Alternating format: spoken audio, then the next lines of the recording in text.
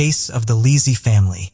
This story takes place in Modo Visconti, a small town between Milan and Pavia, Italy, with a population of just 6,000. It is a classic, picturesque village where many seek a peaceful life away from the chaos of larger cities, making it a popular place to safely raise children. Typically, crime rates are low in such areas. However, even this peaceful Italian village can harbor horrors. On June 14, 2014, a horrific event unfolded here. Around 2 a.m., a local man ran into the street, screaming for help. He managed to reach a neighbor who had been awakened by the noise. In shock, he explained that his family had been attacked.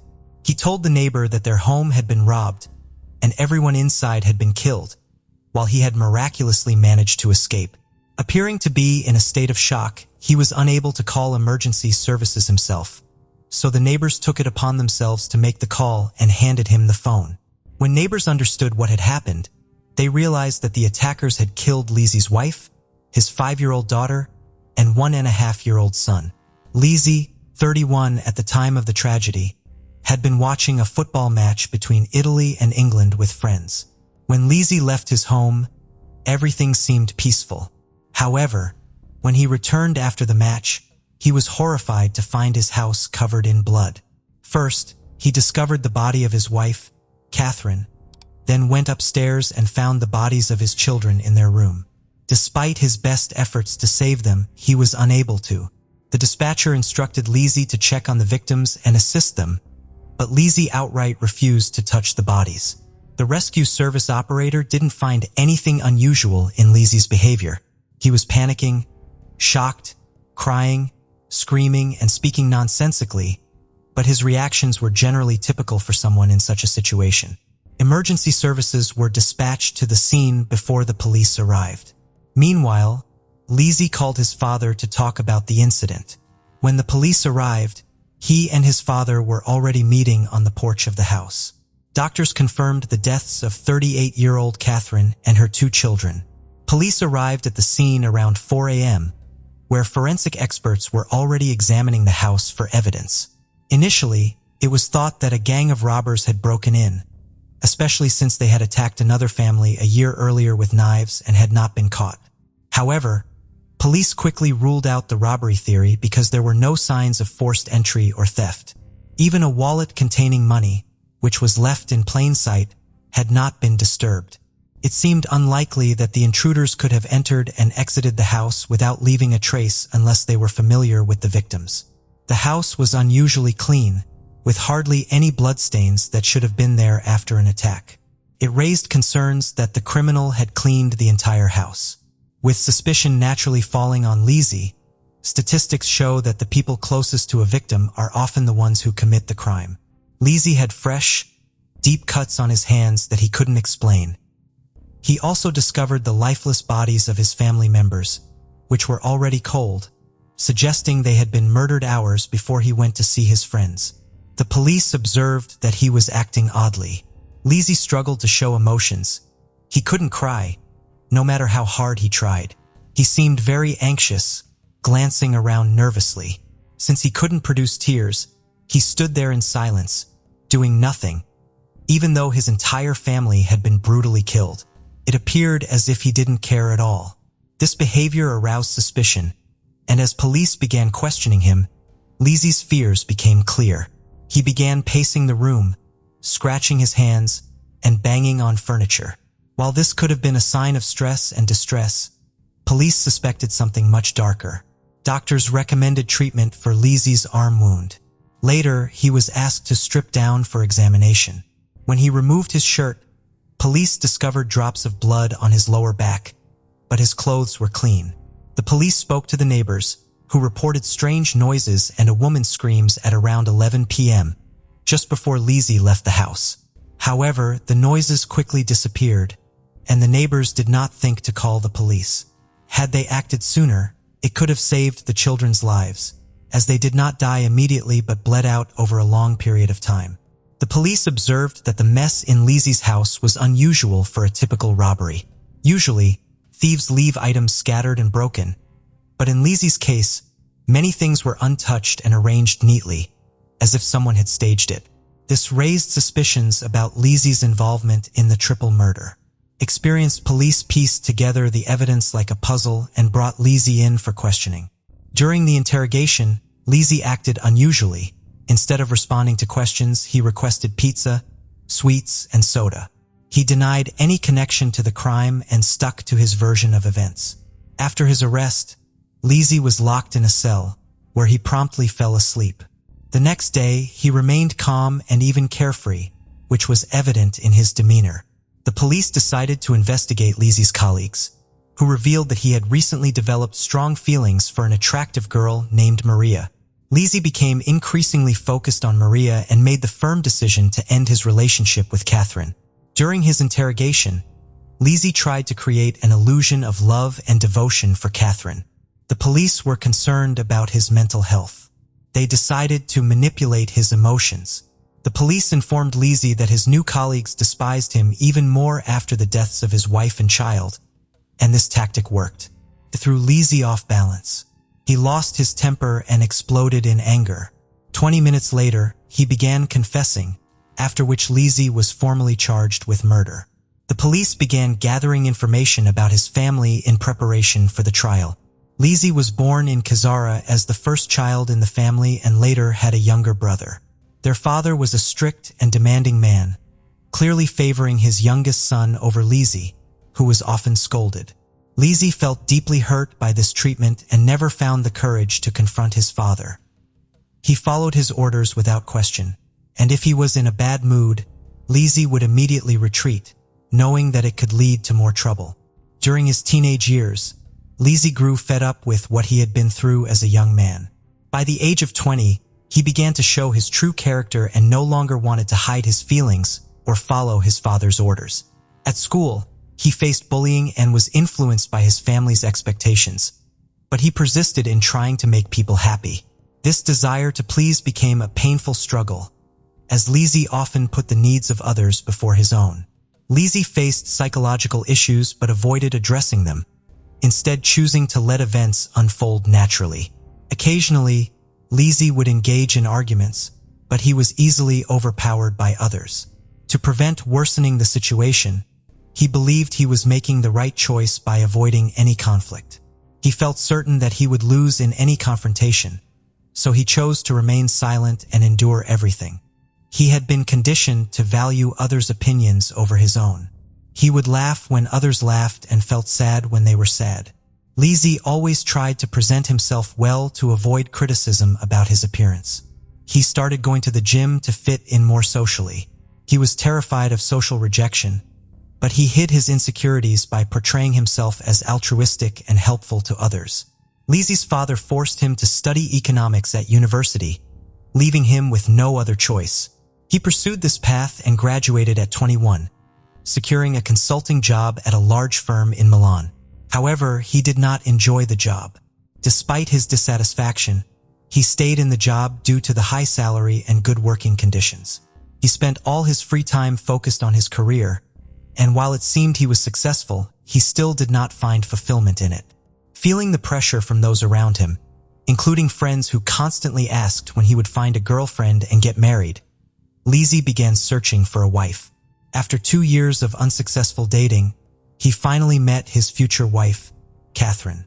Lezy, 23, and Catherine, 30. Their age difference didn't seem to pose any problems. She was more mature and experienced, often guiding him through their relationship. Catherine saw their relationship as the perfect foundation for starting a family. Catherine was determined and possessed a strong personality that made her difficult to manipulate. She had been independent since she was a child. By the age of 20, Catherine supported herself. Although she seemed uncertain about her direction, she was still full of energy. She aspired to pursue acting and further her education. Catherine devoted all her free time to her passion. In contrast to Lezy, the difference between her and Lezy was clear. Catherine shared a relationship with her father based on mutual understanding and respect, while Lezy shared very little with his father. While Catherine was socially active, Lezy was rather introverted. She became an insurance agent at a company in Modo Visconti. She had a successful career and was highly regarded at work. Catherine chose to stay in this small town because it made her feel comfortable. Her family and friends lived nearby, and she found everything she needed in life without any problems. Catherine loved musicals and performed at the Modo Visconti Oratory. During this time, she also developed a love for public speaking, and it was here that she met her future husband, Lezy. Catherine was attracted to him immediately, but their initial meeting did not work out because he was too shy. They met again in February 2014. At the time, Catherine was performing on stage, and Lezy seemed to come alive when he looked at her. His friends noticed a change in him. His usually indifferent expression lit up with excitement. It was love. Before this meeting, Lezy had never been in a serious relationship, but he seemed ready to start a family. They started dating, and their relationship quickly developed. A few months later, when things became more serious, they introduced each other to Catherine's parents. Catherine's family had mixed feelings about her choice of partner. They had hoped for someone more experienced and outgoing. However, her parents ultimately supported her decision. Catherine felt that Lezy was the perfect person to start a family with. Lezy's family was very supportive of his choice. They liked Catherine because she was smart, cheerful, energetic, determined, and capable of taking care of him. His father especially appreciated these qualities, which made Lezy happy. The father was very happy that his son finally found a girlfriend. His father gifted the couple a house. It was a small but cozy place in the countryside, perfect for starting their family life together. Soon after, the couple got married, and later they welcomed children. However, this story does not have a happy ending. After their marriage, Lezy's true nature began to emerge in an unusual way. He began to cheat on his wife. His good looks made it easy for him to meet new women without feeling guilty. At the time, Catherine was completely unaware of his affair, as he worked in Milan, far from their family home. Lezy had affairs with many different women and became adept at being charming and fun, making many of them want to pursue a serious relationship with him. And as soon as the idea of a serious relationship was mentioned, he would end things with his mistress and quickly start seeing someone new. He never revealed to any of them that he was married and had children. He pursued attractive women, often initiating relationships with female colleagues at work. He showed little regard for privacy during his extramarital activities in Milan. His reckless lifestyle was well known to many of his friends and acquaintances. After 7 years of marriage, Catherine welcomed her second child. However, in February 2009, she discovered that Lezy had been unfaithful and had been acting recklessly in town. Despite this betrayal, Catherine was determined to keep her family together and did her best to strengthen her relationship with her husband. Although there were signs that Lezy had considered divorce several times, she repeatedly urged him to stay for the sake of the children. In fact, Lezy cheated on her the first time before the wedding. Just a week before their wedding, while Catherine was volunteering at the Red Cross, Lezy went out with friends to a strip club, celebrating a bachelor party. During this outing, a woman showed interest in him, and his friends encouraged him to spend the night with her as a last fun before marriage. He finally agreed. The next day, he confessed to Catherine that he enjoyed being single and admitted that he was not ready for marriage or a serious relationship. Heartbroken, Catherine packed her things and moved in with her parents. However, the next day, Lezy returned, apologized to her and her family, and begged her to come back. Catherine forgave him, and they eventually married. Friends say he loved spending time with his children and playing with them, but he never showed affection. Those who knew him never saw him kiss or hug his son and daughter. His life was filled with lies that were obvious to both him and those around him. When a new employee joined the company where Lezy worked, he and the girl started a relationship. But the girl did not want to be the reason for the breakup, especially because it would leave the two young children without a father. Meanwhile, Lezy was haunted by his unrequited love. This frustration led him to come up with a dark plan. Despite the objections of his colleagues, Lezy decided to end his marriage to Catherine. However, he was too afraid to approach his wife and discuss it, fearing that another conflict would arise and complicate things even more. He knew that he would not be able to resist her pleas to stay together for the sake of the children. Therefore, Lezy believed that using a knife would be the solution to his problems. Police discovered relevant search queries in his browser. Initially, Lezy was looking for a divorce lawyer and also looking for a way to end his relationship quickly without professional help. Lezy then began searching for knife murder methods. This led him to a news story about a knife robbery that had occurred in their neighborhood a year earlier, which sparked the idea of staging a robbery to throw the investigation off course. On June 14, 2014, Lezy woke up with the intention of killing his entire family. It had been only a week since Lezy had started searching online for ways to kill his loved ones, and he had finally decided to carry out the horrific act. Throughout the day, he maintained the facade of a devoted family man. It was a typical day for the couple with children. They went shopping together, went to a store to project an image of a happy relationship, and enjoyed family activities. It seemed like he had planned the perfect farewell weekend for them. In the evening, Catherine prepared a delicious dinner, and they enjoyed it together. Afterwards, Lezy planned to visit friends to watch the football match between Italy and England. He chose this date and event as the perfect alibi. Lezy staged a massacre. Many people would be out watching the match at parties and bars, making it the perfect time to stage the robbery. After dinner, the couple put the children to bed. Lezy said goodnight to them. The couple then had sex in the living room. Around 11 p.m., Lezy told his wife that he was going to visit friends. Instead of getting dressed, he went into the kitchen in just his underwear and grabbed the largest knife in the house. He returned to the living room where Catherine was watching TV and talking to him. Lezy then approached her from behind and stabbed her in the neck, thinking that Catherine would die instantly. However, she got up and ran away. After a few steps, he caught up with her and continued stabbing her repeatedly without stopping.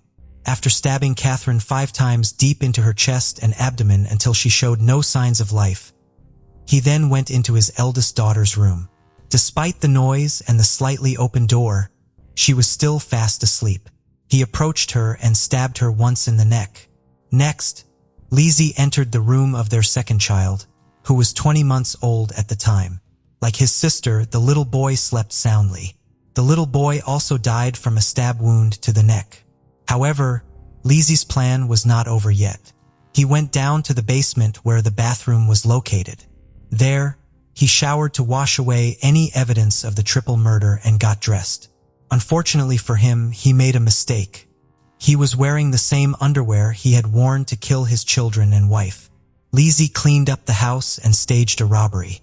He threw things around the house, threw a knife down the drain, and then calmly went to meet his friends to watch a long-awaited match as if nothing had happened. When his friends later learned of the murder, they were shocked, not only because Lezy's image as a perfect husband and father had been shattered, but also because of his calm and nonchalant attitude while watching the match. He clearly showed no concern or remorse for his actions. To add to his alibi, he sent several messages to Catherine discussing the game score. At 2 a.m., Lezy returned to the crime scene, acting as if it were a normal day. He parked his car in the garage, changed into his indoor shoes, and went into the kitchen. There, he saw the chaos he had created and even recorded a short video. In the video, he claimed that he had come home to find a robbery had taken place. In the video, he enters the living room and finds his wife lying in a pool of blood. In shock, he screams and runs outside to get help. However, he does not go upstairs to check on the children. Normally, an innocent person would try to help a loved one, check their pulse, or make sure the children are okay. Instead, Lezy avoids approaching his wife and children, which raises suspicions against him in court. Lezy calmly explained his reasons for his actions. When asked why he did not divorce his wife to protect her and the children, he said that after the divorce, he would have to pay child support. He believed that his new partner, Maria, would not accept them, creating more complications. He felt that having his daughter and son around would be a burden. In addition, he did not want to deal with the division of their joint assets. Therefore, he decided to completely free himself from these responsibilities. The investigation into Lezy's family murders was straightforward. He had confessed, his motive was clear, and the evidence was solid. The main issue in the trial was to determine whether his actions were intentional. His online search history suggested they were. A week later, while awaiting trial, Lezy was taken for a psychological evaluation. It was possible that he may not have been fully aware of his actions. Experts determined that Lezy was sane and fit to stand trial. During the trial, he chose not to have a lawyer, believing that fighting for his freedom was unnecessary. Lezy was sentenced to life imprisonment, which he initially accepted. However, after starting his sentence, his feelings may have shifted. He declined legal representation and filed an appeal, but soon after, he sent another letter withdrawing the appeal and stating that he believed the sentence was fair. Although it may seem odd, Lezy's refusal was not surprising. Throughout his life, he had never been one to fight for anything. Now, in prison, he found himself in an environment where he didn't have to make decisions or strive for anything. He could simply be passive and quiet. Prisoners followed a daily routine and adhered to specific rules, which seemed to suit Lezy well. In Lezy's trial, the judge found Lezy guilty of triple murder. He was sentenced to life in prison with the possibility of parole after 30 years. He has been in prison for over 4 years now. Lezy is considered a model prisoner. His cellmates and guards say that he seems genuinely remorseful for his actions.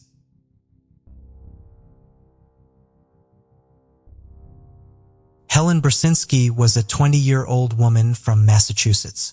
She was studying at Wheaton College, also in Massachusetts. In January 1980, she went to Colorado and started working as an intern for a Denver radio station. She was really just starting her life. Helen was living with her friend at her aunt's house in Englewood. On January 16, 1980, Helen went to work.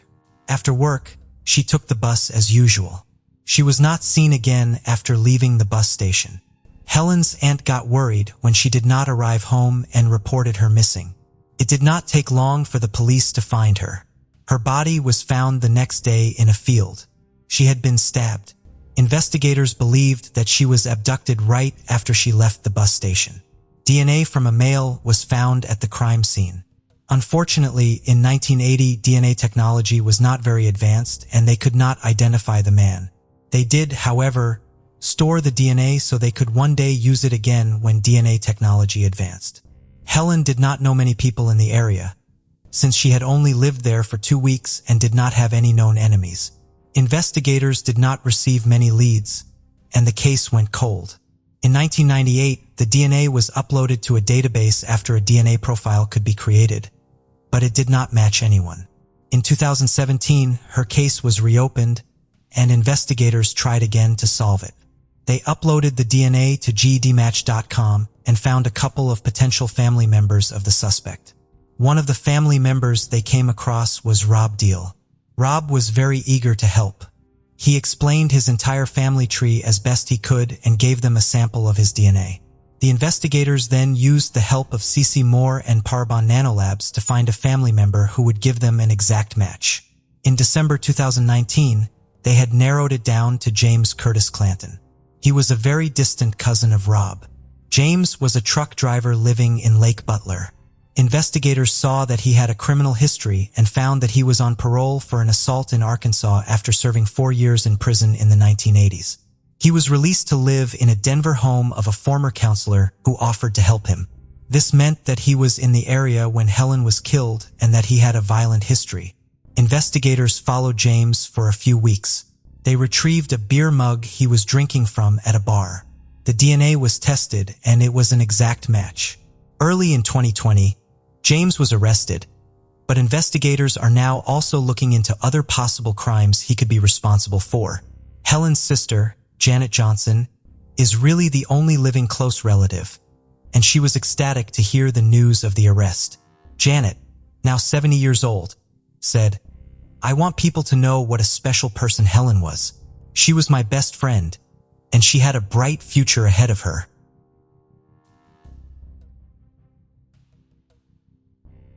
On May 25, 1981, the body of a woman was found at a low river crossing in Pulaski County, Missouri. An autopsy revealed that the woman had been strangled.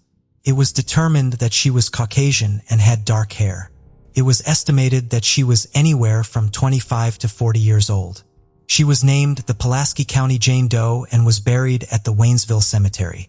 Investigators followed a lot of leads, but it all led nowhere, and the case would go cold for many years.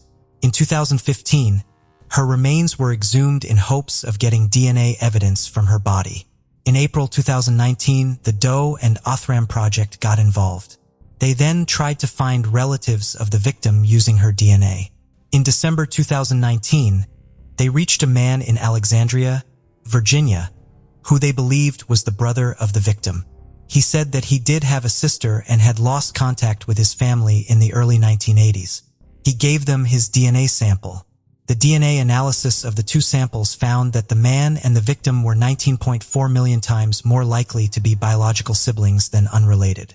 This now meant that the Pulaski County Jane Doe was finally identified as Karen K.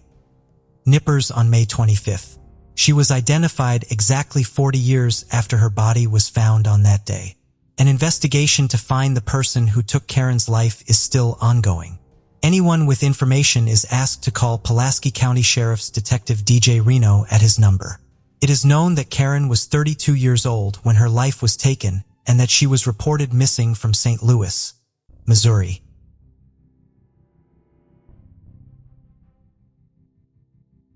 On February 25, 1957, a boy's body was found wrapped in a blanket in a box. The discovery was made in the woods in Fox Chase, Philadelphia. An autopsy revealed that the boy had passed away due to blunt force trauma. It was estimated that he was between 4 and 6 years old. He was described as a Caucasian boy and stood at 40 inches tall. He had surgical scars on his ankle and groin. There was also an owl-shaped scar under his chin. It appeared as if he had recently had a haircut, as there were some clumps of hair in the box. A young man made the discovery of the boy when he was checking his traps. He feared that the police would confiscate his traps, so he did not tell anyone what he found. A few days later, another young man saw a rabbit running into the woods. He followed it and then came across the body of the boy. He did not want to contact the police, as he felt that he would be a suspect in the case. He did contact them, however, a day after he made the discovery. Investigators took fingerprints from the boy in the box. They believed that they would be able to identify him quickly, but that was not the case. They found no matches for the fingerprints, and no one came forward with any useful information. Close to the crime scene, a man's blue cap was found, as well as a child's scarf and a man's white handkerchief. All of these clues would lead nowhere. The case soon became known as The Boy in the Box and America's Unknown Child. It attracted a lot of media attention. Investigators also looked at the box for any clues. They discovered that it once contained a bassinet sold by J.C. Penney. They were unable to find the owner of the box. The same could be said for the blanket that the boy was found in. As you can imagine, there are a lot of theories regarding this case. We'll only be discussing a few. A man by the name of Remington Bristow spent thousands of hours investigating this case. He found a foster home that was located approximately 1.5 miles from the site of the body. Remington attended an estate sale at a foster home. There, he found a bassinet similar to the one made by J.C. Penney. He also found blankets on a clothesline that were similar to the one in which the boy's body had been wrapped. Remington believed that the boy belonged to the stepdaughter of the man who owned the foster home. Investigators did question the foster family, but were not able to find definite links between them and the boy in the box. In 2002, a woman who we only know as Martha, or M, came forward and told investigators an incredible story. She said that her mother purchased the boy from his biological parents in the summer of 1954. The boy was subjected to extreme physical abuse for 2.5 years. One evening at dinner, the boy vomited up his meal of baked beans and was given a severe beating. His head was slammed against the floor. The boy wasn't given a bath, and during it, he passed away. Martha's mother then cut the boy's long hair to conceal his identity. The two women then dumped his body in the Fox Chase area. The details Martha gave matched information known only to investigators. There were baked beans in the boy's stomach, and his fingers were water-wrinkled. Investigators were unable to verify her story. The boy in the box was buried at Ivy Hill Cemetery in Cedar Brook, Philadelphia. His headstone has the words "America's Unknown Child" on it. People often decorate it with flowers and stuffed animals. The case has been featured on a lot of different shows, such as America's Most Wanted, Cold Case, CSI, Crime Scene Investigation, and Law and Order, Special Victims Unit. The Ghoul Boys also featured it on Season 2 of BuzzFeed Unsolved in 2017. All hail the Watcher. In 2016, the National Center for Missing and Exploited Children released a forensic facial reconstruction of the boy. In 2019, the boy's remains were exhumed. They were able to retrieve DNA which was sent to a lab in Europe. In 2021, it allowed them to create a DNA profile. A lot of DNA companies are now working to find family members of the boy using genetic genealogy so they can identify him.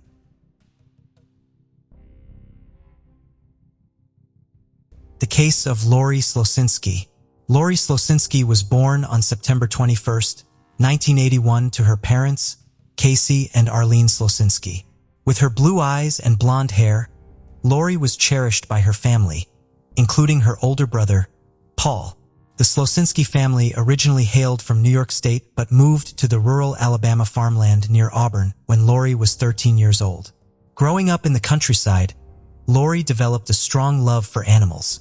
Her friends described her as beautiful, and she enjoyed spending time with them, watching movies, riding her bicycle, and playing video games.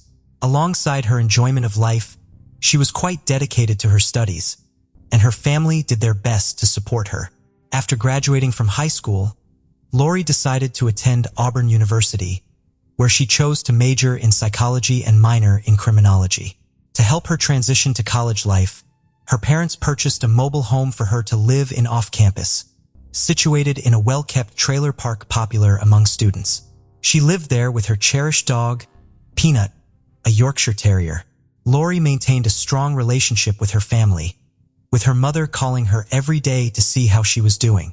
In February 2005, she graduated with honors from Auburn University. Shortly after, she started working at the East Alabama Mental Health Center while continuing to live in the trailer park. She also planned to pursue a master's degree in psychology in the near future. Lorie's family was proud of her accomplishments, unaware of the trouble that was on the horizon. On June 10, 2006, 24-year-old Lorie planned a girls' night at her best friend Lindsey Braun's house. They intended to have drinks and watch a movie. Lorie met Lindsey in their junior year at Auburn University, and they quickly became friends due to Lorie's sweet and outgoing personality. Their friendship strengthened further when they both started working at the same mental health facility after graduation. Around 6:30 p.m. on June 10th, Lorie called Lindsey to say she was stopping at the store before heading to her house for movie night. Unfortunately, she never arrived.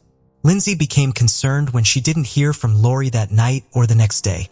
She called Lorie multiple times and left messages on her answering machine but received no response. When Lorie failed to show up for work on Monday, June 12th, Lindsey became very worried. It was unusual for Lorie to miss work without notifying anyone. After Lorie missed work again on Tuesday, June 13th, Lindsey and another coworker decided to check on her at home. When they arrived at Lorie's trailer, Lindsey noticed that Lorie was not there. The door was unlocked, and the air conditioning was running, which was unexpected. Inside, Lindsey saw that Lorie's dog, Peanut, was in his crate. He appeared healthy and content, suggesting that someone had been taking care of him. Remarkably, his crate was clean, despite Lorie being missing for several days. Lindsey sensed something was wrong, as it was unusual for Lorie to leave her pet unattended. She recalled that Lorie had placed 3 rugs on her kitchen floor because the dog wouldn't walk on the tile. However, those rugs were now missing, as well as the outside trash can. Later that day, June 13, 2006, Lorie's mother, Arlene, received a call from her workplace about Lorie missing work for 2 consecutive days. Arlene tried calling Lorie but couldn't reach her. Concerned for her daughter's safety, Arlene hurried to Auburn after informing her husband, Casey, about Lorie's disappearance. When she arrived, Arlene entered Lorie's trailer and noticed something was off. The door was slightly open, and Lorie's bed was neatly made, but Lorie was nowhere to be found. Her car was also missing. Upon further inspection, Arlene saw that several items were missing. Lorie's kitchen rugs, a pillow from her couch, a Galileo thermometer, a green trash can that Lorie used for her rake and shovel, and the phone cord for her landline. A sense of alarm started to rise in Arlene as she understood that something terrible had happened. She officially reported her daughter missing but still held out hope that she would return. The police began their investigation and searched Lorie's trailer home. While they didn't find any clear evidence pointing to a suspect, they did see signs of a struggle and scuff marks on the wall. On the bedsheet, they discovered semen and found traces of blood on the doorknob. A coat hanger and a single golden hoop earring were also collected from the scene. On June 10, 2006, police obtained surveillance footage showing Lorie at an Alabama Walmart, marking the last confirmed sighting of her. After this, no one knew what had happened to her.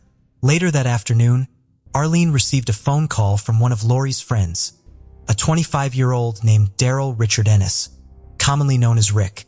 He claimed he had seen Lorie on the day she went missing and suggested that she might have gone off to make a drug deal.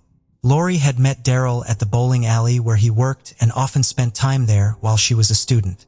Arlene recognized Daryl because Lorie had invited him to celebrate Christmas with their family in February 2005, feeling sorry for him since he had no family of his own. However, Arlene found it hard to believe Daryl's story. Despite Lorie's friendship with him, she was convinced her daughter would never be involved in drug dealing. Arlene suspected that Daryl was lying but had no idea why he would make such a claim. Daryl provided the police with information about Lorie's disappearance, but before they could act on it, a shocking discovery occurred. On June 14, 2006, just 4 days after Lorie went missing, her car was discovered fully engulfed in flames near the bowling alley where Daryl had previously worked. This shifted the investigation from a missing persons case to a potential homicide. Investigators noted that the fire destroyed any evidence that might have been in the car, but Lorie was not inside when it burned. Nearby, a hand-rolled cigarette was found on the ground, along with a gas can located in the woods. This incident deeply distressed Lorie's family, leading them to believe that something terrible had happened to her.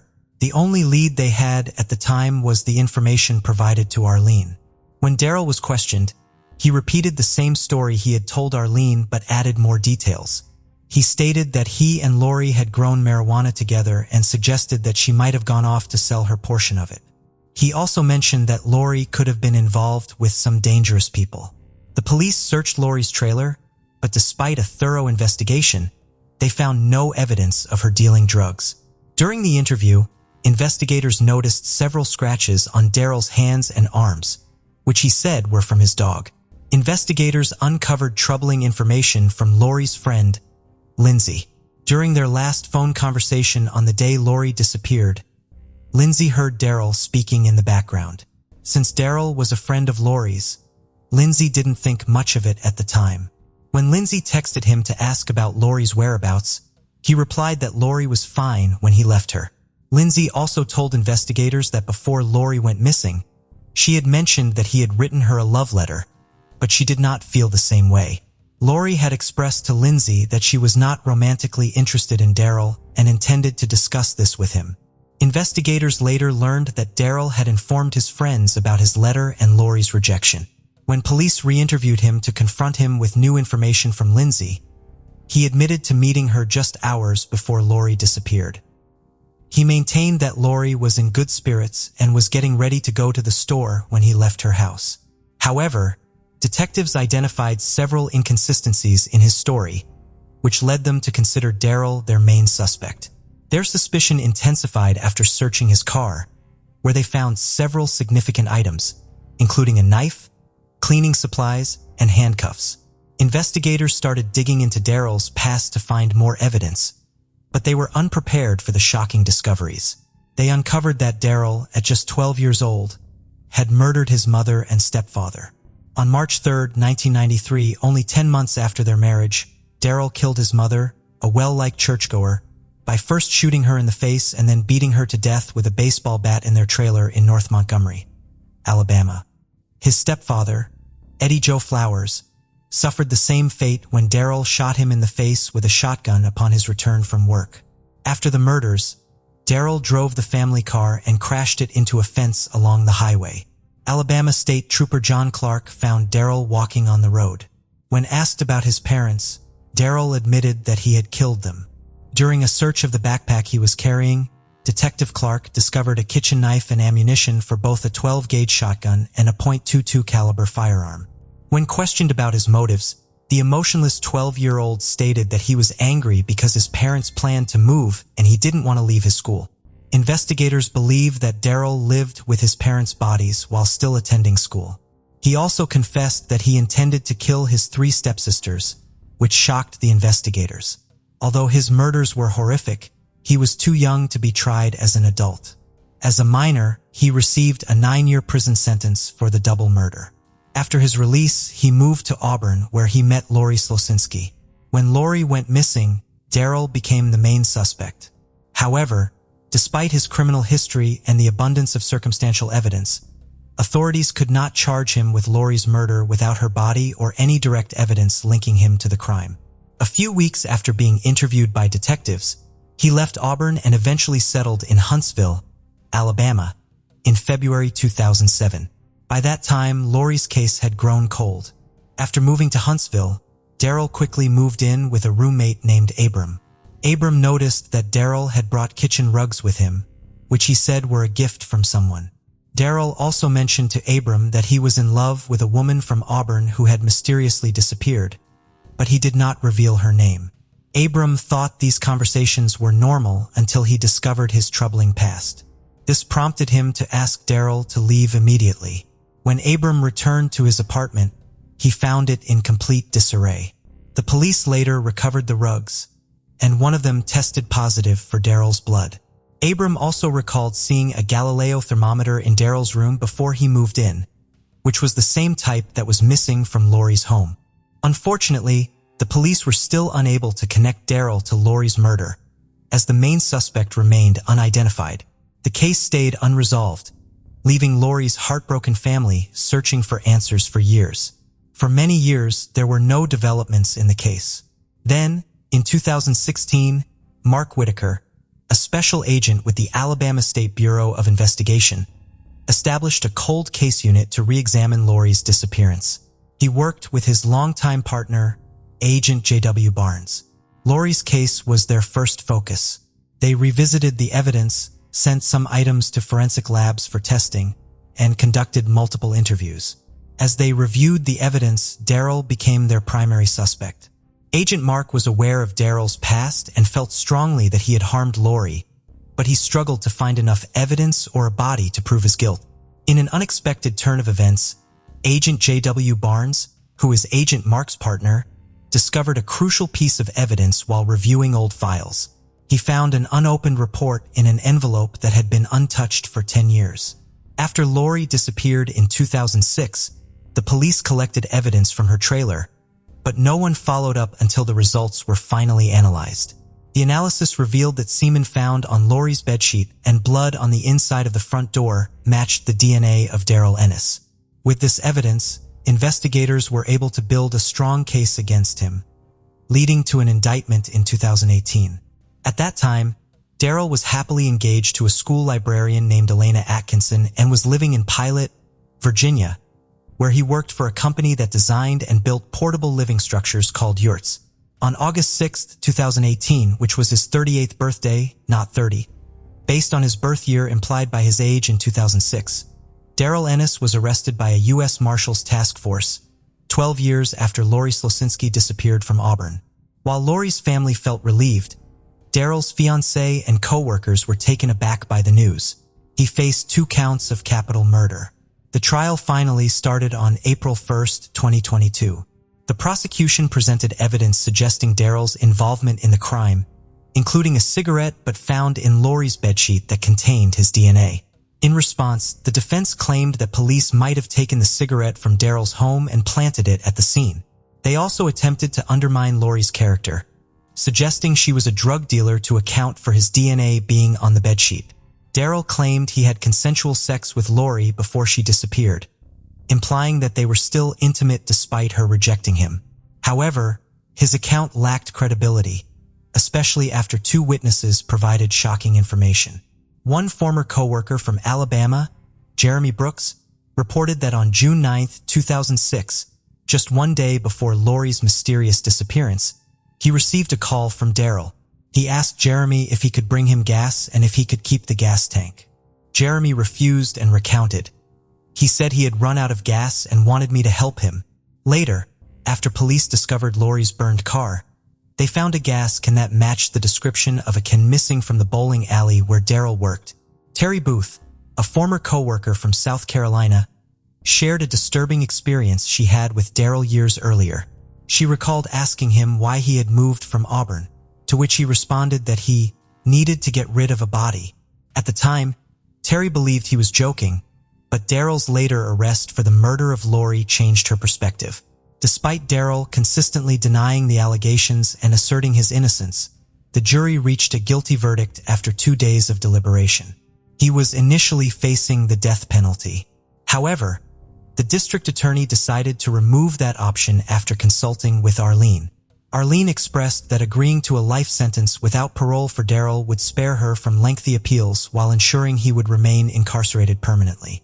On April 14, 2022, he was sentenced to life in prison without the possibility of parole and is currently held at the William E. Donaldson Correctional Facility in Bessemer, Alabama. For Arlene, this verdict brought mixed emotions. With tears in her eyes, she expressed that it forced her to confront the painful reality that Lorie would never return home, a hope she had clung to in her heart. In reflecting on Lorie Sloinski's tragic story, it's impossible to ignore the heart-wrenching details that unfolded throughout her case. From her vibrant personality and promising future to the chilling revelations of Daryl Andis's past, every twist and turn serves as a reminder of the fragility of life. The love between Lorie and her family, especially her mother Arlene, paints a poignant picture of loss and longing for closure. The perseverance of investigators and the eventual breakthrough in the cold case remind us that justice, though sometimes delayed, can still prevail. As we honor Lorie's memory, we recognize the profound impact her life and disappearance have had on all who knew her, as well as the vital importance of safeguarding our communities from those with dark histories. Tracy Lynn Hammerberg was born on March 7, 1966 in Milwaukee, Wisconsin. During her childhood, her family moved to Saukville, Wisconsin. She attended Port Washington High School. On December 15, 1984, 18-year-old Tracy was babysitting at a house in Saukville. Thereafter, she walked to a grocery store to meet her friends. Tracy and her friends then drove to Quate's Tavern in Port Washington. Then she and her friends went to party in Grafton, Wisconsin. They played a beer drinking game and smoked weed. After midnight, Tracy left to walk home. The walk was about 4 miles. Tracy never made it home. Her body was found dumped on a snowy driveway on Maple Road in Grafton. She had head injuries and had been assaulted. More than 400 men were eliminated as suspects. Using DNA testing, in March of 2019, investigators made use of genetic genealogy to absolve the case. They were able to create a DNA profile from skin that was found under Tracy's fingernails that belonged to an unknown man. The Los Angeles Federal Bureau of Investigation also helped out. Finally, in August 2019, they were able to confirm at Philip Cross to Tracy's life. Philip was a Wisconsin man who passed away in 2012. He was 21 years old at the time of the crime. Those who knew Philip said that he was abusive and aggressive towards others. Tanya Van Kellenborg was born on March 7, 1969 in British Columbia, Canada. In 1987, 18-year-old Tanya met 20-year-old J. Roland Cook, who was also from British Columbia. The two of them started dating. By November, the two of them had been in relationship for about 6 months. On November 18th, Jay and Tanya lived in his father's bronze 1977 Ford Club van. They left for an overnight trip to Seattle, Washington. Their plan was to buy parts for Jay's father's business. It was their first trip together, and they planned a romantic weekend. They took a 4 p.m. car ferry to Port Angeles, Washington. After disembarking from the ferry, they drove south into Hoodsport around 8 p.m. After that, they drove past Allen, most likely on their way to Bremerton, Washington. It is believed that they then boarded another car ferry that went from Bremerton to downtown Seattle. And Tanya were supposed to make it back home on November 19th, but they did not. On November 20th, they were reported missing. 4 days later, on November 24th, Tanya's body was found on a side of a road near Algar in Skagit County, Washington. She had been assaulted, bound with plastic ties and shot. Jay was nowhere to be seen, so investigators believed that he could be responsible for what happened to Tanya. The day after Tanya was found on November 25th, her wallet and keys were found discarded near the Graham station in Bellingham, Washington. A few blocks away, the van was found. Inside were plastic ties of the same type used to bind Tanya, plastic gloves, and Bremerton Seattle tickets. Tanya's camera was missing and has never been recovered.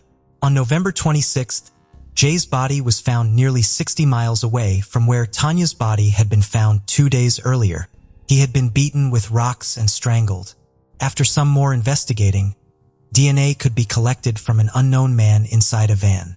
Investigators were unable to find a match in any of the criminal databases. It was also believed that the attacker was familiar with the prison system. The lack of a match despite a potential prison background could be explained by the suspect having been incarcerated before DNA collection from criminals became commonplace or technologically possible. Jay Antonius, family members, received a series of greeting cards written by someone who claimed to be the attacker. The cards had postmarks from Seattle, Los Angeles, and New York. It was all written by the same person. In 2010, investigators announced that a writer of the cards had been found. He was a 78-year-old Canadian transient who had mental health issues. It was confirmed that he had no connection to the crimes. On April 11, 2018, investigators asked Parabon Nanolabs if they could help solve the case. They were able to create a composite sketch of the attacker, using his DNA that was found on Tanya's body and inside the van. Parabon also made use of genetic genealogy. They submitted the DNA of the suspect to the public website jetmatch.com. They were able to create a family tree of the suspect. This led investigators to 55-year-old William Tabbitt. He worked as a truck driver. Investigators followed him around and found a paper cup that he had used. DNA was taken from it and matched the DNA found on Tanya's body. On May 18, 2018, the Snohomish County Sheriff announced that William had been arrested. His parents lived just 7 miles away from where Jay's body was found. In June 2019, William was found guilty of taking the lives of Tanya and Jay. He was given 2 sentences of life in prison as he is currently serving in Washington State Penitentiary.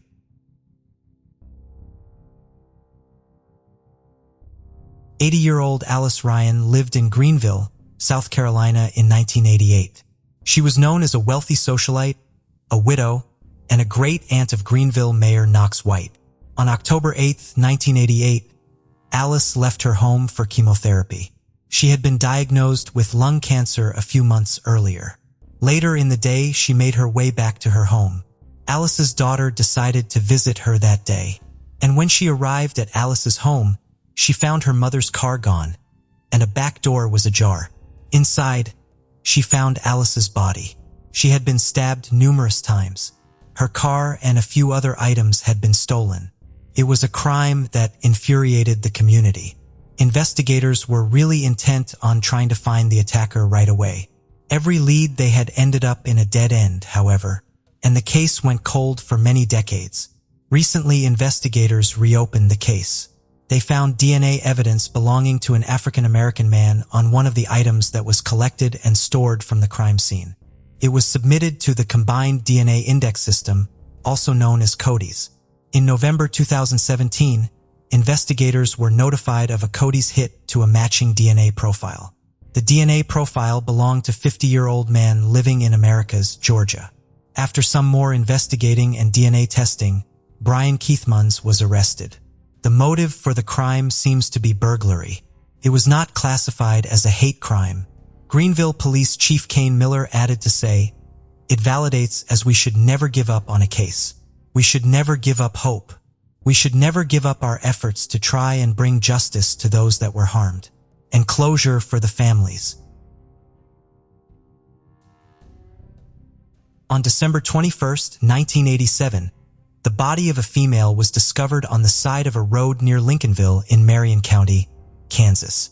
The autopsy estimated that she passed away somewhere between June and August 1987. She was described as Caucasian, roughly 5 feet and 7 inches tall, and weighed approximately 120 pounds. The woman had light brown hair and a tattoo of a cross on her left forearm. A composite sketch was made showing what she might have looked like. She was named the Marion County Jane Doe.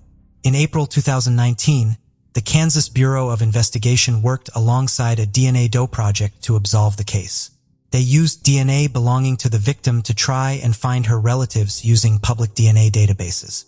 In October of the same year, investigators found 2 people who they believed was the parents of the victim.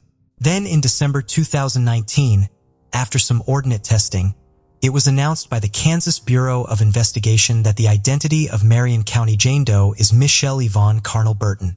22-year-old Michelle lived in Wichita, Kansas. She left her family's home in Cherryville in 1986, and her family lost touch with her. Her whereabouts after she left home is still not known yet. Are now focusing on who took Michelle's life. They are looking for information from the public. On March 12th of 1992, the remains of a male was discovered in Sand Canyon in Nevada. After police officers received an anonymous tip, the area the remains were found in is located in Nevada's high desert, about 100 miles away from Reno. An autopsy was done, and it was believed that a man's life was taken in the summer or spring of 1991. It was not possible to identify him, so he was named Sand Canyon John Doe. Clay reconstructions were made to give people nightmares, in hopes that someone would recognize him, but no one did. He had auburn hair, blue eyes, at least 1 root canal, and 8 of his teeth were missing. In a vicinity of where the remains were discovered, a dark-colored hat with the words, Heavenly Lake Tahoe, was found. Also blue jeans, black underwear, black running shoes, a damaged dog collar, and a blanket. The damaged dog collar is interesting because a resident of the area had lived close to where the remains were found, noticed a dog that would occasionally wander close to his house. It is possible that the dog belonged to the Sand Canyon John Doe. Lieutenant Jerry Pattinson of the Major Crumbs Division of the Lyon County Sheriff's Office recently took another look at a case. He was listening to a crime podcast about advances in technology, combining DNA science with genealogy data. In 2020, he contacted Parabon in a lab. Parabon was able to find relatives of the Sand Canyon John Doe. A DNA sample was taken from a man who investigators believed was the brother of the victim. In May of 2021, it was announced that Sand Canyon John Doe is Vincent Marion Trap. He was born in Sacramento, California. He served in the U.S. Army in the late 1960s. Vincent was 43 years old when his life was taken. Investigators found that he lived in Irrington, Nevada in the spring of 1991. They also announced that they do have persons of interest, but cannot disclose any names. An image of Vincent was made public by investigators hoping that someone has some useful information.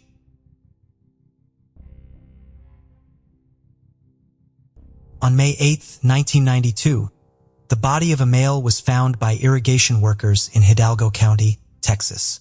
The autopsy revealed that he passed away a week before he was found and he had been stabbed. Investigators were unable to identify the man, and he was called John Doe. He was laid to rest in Hillcrest Cemetery in Edinburgh, Texas. A composite sketch was made of the man, hoping someone would recognize him, but no one did, and the case went cold. Her Melinda Chavez works for the Hidalgo County Major Crimes Unit, and she recently took her never look at a case. They used the DNA sample they had of the John Doe and submitted it to the National Missing and Unidentified Person System to look for any matches. There they found a woman who they believed was the mother of the John Doe. The woman said that she had a son who went missing in 1992. After DNA test, it was confirmed that her son Benjamin was indeed the John Doe. 19-year-old Benjamin Benetti lived in Zion, Illinois. He met a 17-year-old girl from McAllen, Texas in Illinois when her parents worked there. In March of 1992, he went to McAllen and got engaged to the girl. A week after Benjamin's body was found, his mom received a call from a mechanic in a Rio Grande Valley. The mechanic said had Benjamin left his car in the shop to get fixed, but never picked it up. Benjamin's mother then reported him missing to a few local police departments. Sadly, the connection between a missing Benjamin and a John Doe I was found was not made until now. Investigators also talked to Benjamin's fiancée. She said had he received the phone call and had he told her he needed to go to Mexico, and had she never saw him again. She never reported missing because her family made fun of her, saying Benjamin left and used her. Benjamin's mom saved all the documents and letters that she sent to all local law enforcement agencies in hopes to find her son. She never gave up. She was determined to find him. It was because she submitted her DNA to the National Missing and Unidentified Person System that her son could be identified. Benjamin's remains were given to her so that she can give him a proper funeral. He was buried in Maple Park Cemetery. On the headstone is described as kind and caring, a fine young man who his family will always love and never forget. If you have any information regarding this case and might be useful, you are asked to call this number.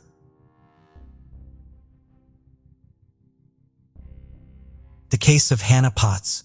After Hannah Potts, 23, went missing, an investigation involving the FBI began. The case received a lot of media attention, and the unraveling of the mysterious disappearance shocked many people. Hannah grew up in a large family in Gibson County, Indiana, a rural area where many people make a living from farming. Her family owned a small farm, which her parents considered a safe and ideal place to work, live, and raise their children. The summer of 2020 was a turning point for Hannah's family, after which their lives changed forever. On July 23rd, Hannah was struggling with insomnia. She told her mother that she was going to go out for a walk around the farm, check on the animals, and maybe take some pictures. Hannah then took her phone and camera and left the house and headed toward the barn. The next morning, the family was shocked to discover Hannah was missing.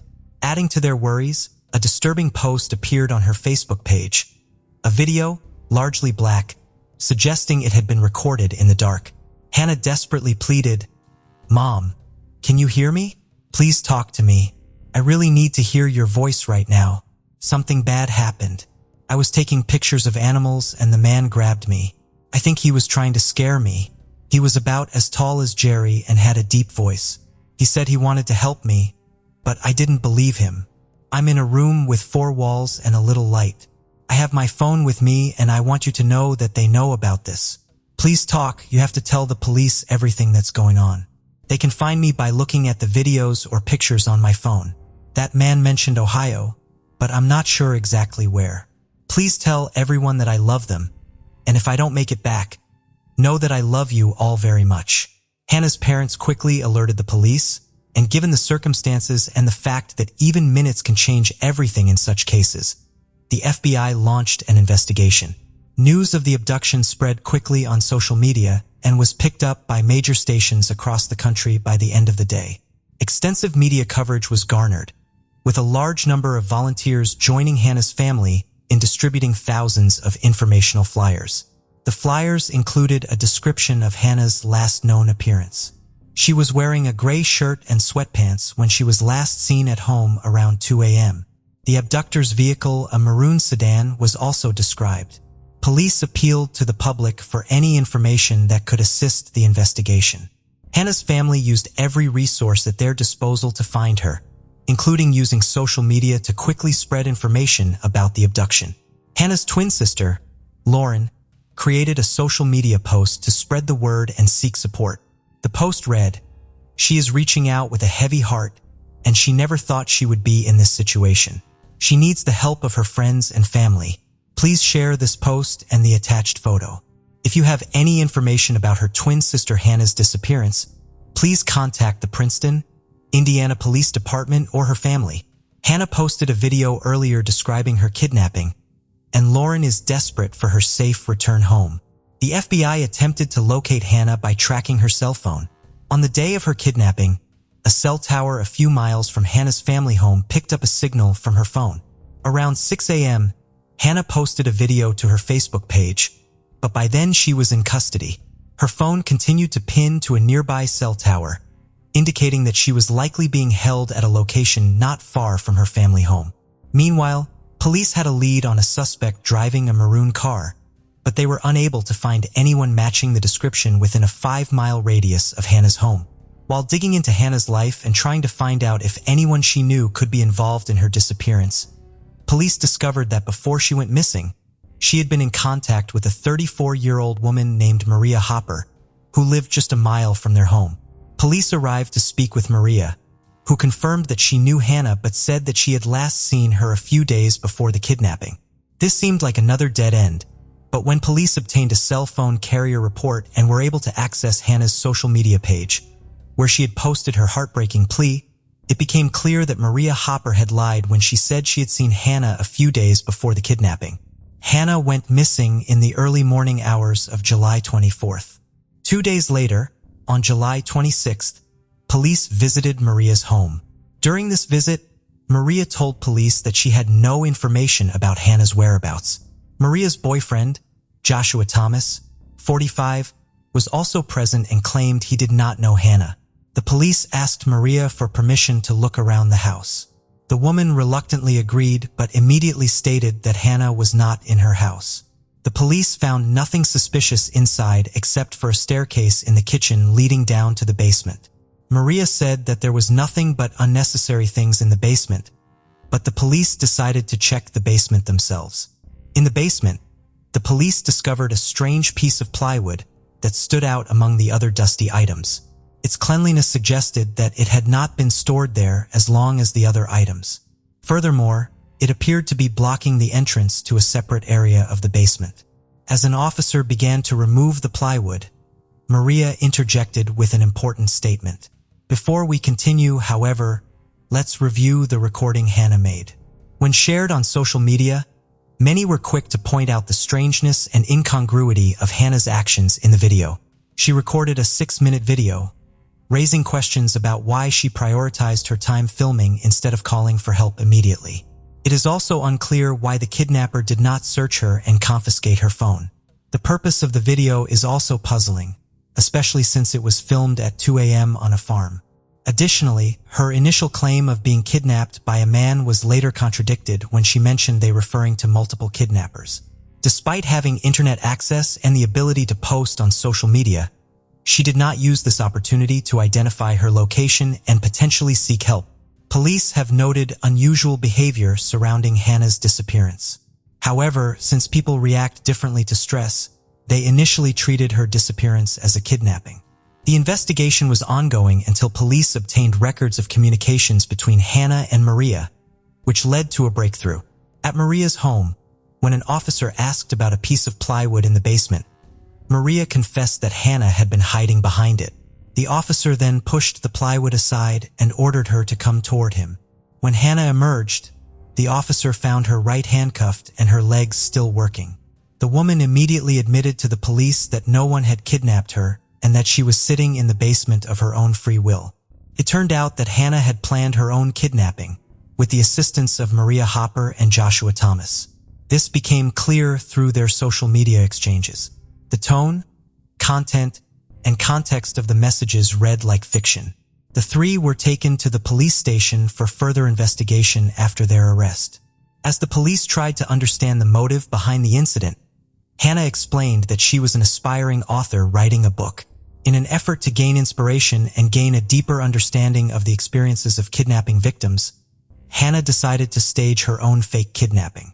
To achieve this, she enlisted the help of her friends Maria and Joshua, who became characters in her story. According to Hannah, her friends helped her plan and carry out the fake kidnapping by hiding her in their basement, providing her with food and drinks, and deliberately destroying her cell phone to avoid detection by the police. Hannah filmed a video of the alleged kidnapping and posted it on her Facebook page, causing great concern and distress to her family and others. Hannah rehearsed the video for about a week before making it without telling her family members about her plans. After the truth was revealed, Her family apologized to everyone involved in the search and those who were concerned for her safety. Hannah's sister, Lauren, took to social media to publicly apologize and express her feelings about the situation. In her statement, Lauren said her family was deeply hurt and embarrassed by Hannah's actions, and they felt betrayed. Lauren made it clear that she no longer wanted any relationship with her sister and hoped Hannah would be held accountable for her actions. Lauren also addressed her concerns about Hannah's story targeting a person of color with a specific description of the car. She prayed that no one would be unfairly targeted or harmed because of her sister's false statements. Additionally, Lauren expressed regret for the pain her family has endured, including her 6-year-old son, who was deeply affected by Hannah's dishonesty. Hannah Potts kept a personal journal in her friend's basement in which she wrote that she expected her social media post to go viral. As a result of her actions, she is now facing charges of falsely reporting her own abduction. According to Gibson County Prosecutor Michael Cochran, Hannah's actions were not only criminal, but also caused significant distress to her family and everyone around her. Furthermore, by providing a false description of her alleged abductor, Hannah put innocent people at risk of mistaken identity. Furthermore, the case wasted valuable time and resources as multiple law enforcement agencies were involved in the investigation. In a time of limited resources, these wasted hours can never be recovered. Prosecutor Cochran stressed that such a callous disregard for others will not be tolerated. Maria Hopper and Joshua Thomas were charged with perjury and assisting in the concealment of a kidnapping hoax. During a police interview, Hopper admitted to picking up Hannah Potts from her home and lying about hiding her. Thomas also admitted to knowing about the staged kidnapping and Hannah's presence in his home. All three individuals are free on bail and awaiting trial. In September 2020, Hannah Potts pleaded guilty to filing a false kidnapping report. As a result, she was sentenced to 1 year of probation and 120 hours of community service. Joshua Thomas and Maria Hopper were also sentenced to probation. Some people who know this story believe that Hannah Potts faked her kidnapping to inspire her book and to attract attention to herself, which she hoped would boost her book sales. 91-year-old Leola Jordan lived in Picayune, Mississippi in 1998, had raised 7 children and was well loved in the community. Neighbors said she would do anything for anybody. She would look out for kids when it got on and off the school bus. She was an all-around good lady. Sadly, her life would not come to a peaceful end. Leola's body was discovered in her home in late June 1998. She had been stabbed numerous times. It was baffling to investigators as someone would want to take her life. There were no signs of forced entry, and nothing seemed to be stolen. For more than 2 decades, investigators have worked to solve the case. Finally, in May 2021, Sergio Williams was arrested in connection to the case. He is Leola's grandson. His DNA matched DNA found on items an attacker had touched, is currently being held in Pearl River County Jail. The DNA, along with witness statements, led to the arrest. It has not yet been revealed why Sergio did what he did.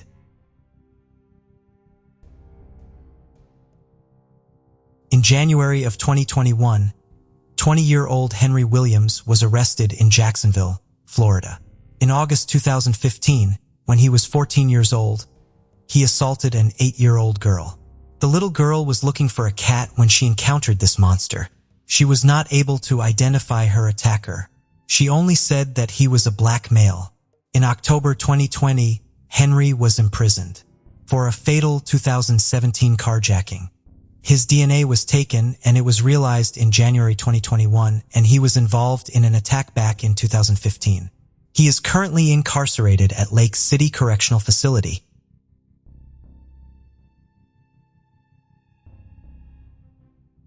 "46-year-old Holly Simmons lived in Larno County, Texas in 2006 with her 17-year-old daughter.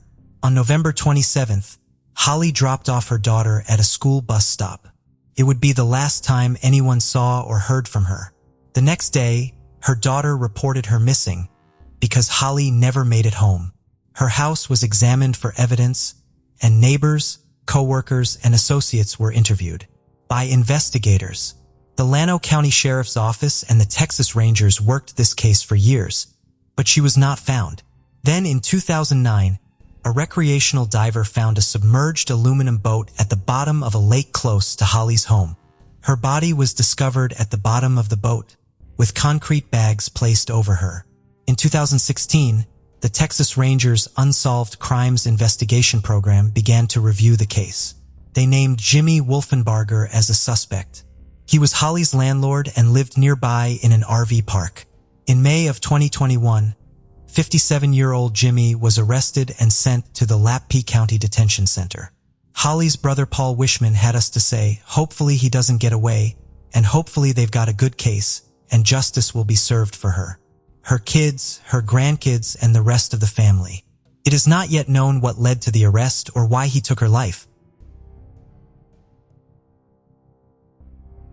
In the middle of the night, on March 17, 1983, a Montgomery County Sheriff's Office deputy saw a fire burning in a wooded area of Interstate 45 in Conroe, Texas.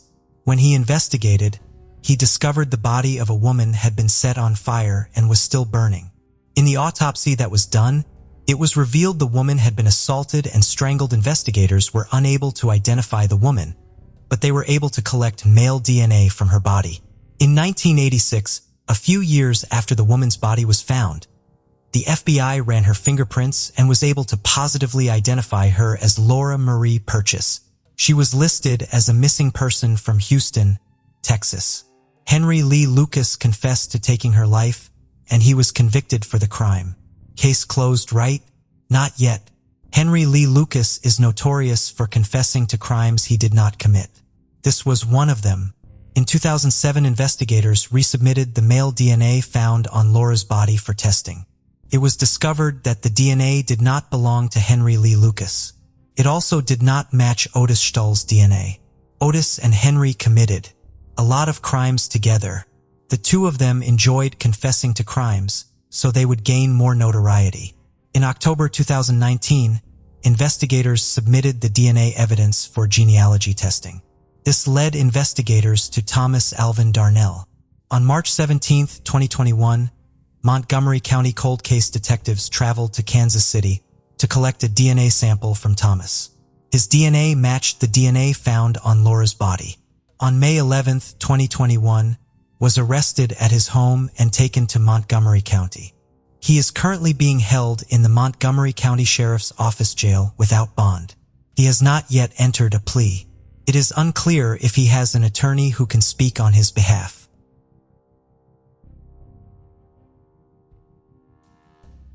The case of Samadhi Fonseca Fernandez.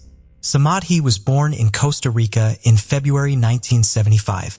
Information about her family and childhood is limited. She grew up in the Cuban with her mother, Sonia Fonseca. From a young age, Samadhi attended a local school and showed a complex personality. Samadhi stood out for her beauty and knew how to take advantage of her appearance.